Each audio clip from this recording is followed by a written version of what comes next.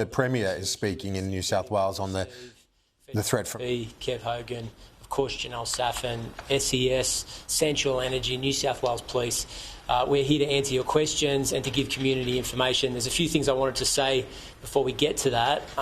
Firstly, and perhaps most importantly, there's 2,000 SES volunteers across the Northern Rivers. They've come from across New South Wales, left their families and communities to keep the public safe up here. They're well deployed. They're ably assisted by New South Wales Police, Fire and Rescue New South Wales.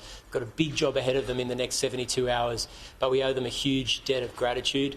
There are 24 areas or communities that are subject at the moment to a prepare to evacuate order.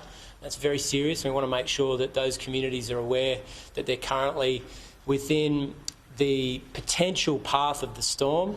We know that communities in the Northern Rivers are resilient people, but we need them to understand that the threat isn't over, and as a result they need to make sure that they're doing everything they can to prepare.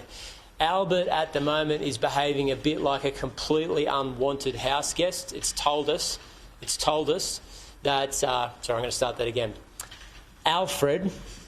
Hurricane Alfred, is behaving at the moment like a completely unwanted house guest. It's told us that it's going to be late, but linger even longer. And unfortunately, that means the window for destruction in our community, heavy rains, winds, powerful surf, is longer than we would have otherwise liked. As a result of that, we're going to need the local community. We're going to be leaning on the local community, this resilient, tough, defiant community in the Northern Rivers, to do their bit.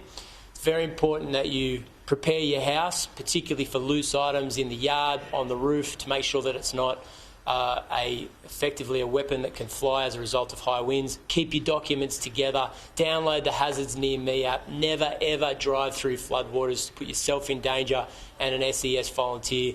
And lastly, and perhaps most importantly, listen to emergency service broadcasts. If some of these prepare to evacuate orders move to an evacuation order, it's incredibly important that we minimise the amount of people that need to be rescued in the event of a massive natural disaster. Even the best resourced, best trained emergency service outfit in the world can't be everywhere instantly in the event of a major natural disaster. So we're asking the community to do their bit. We know that they will. Regrettably, this town has gone through a lot in the last few years and they know how to prepare for these natural disasters, but we're counting on them in the next few hours.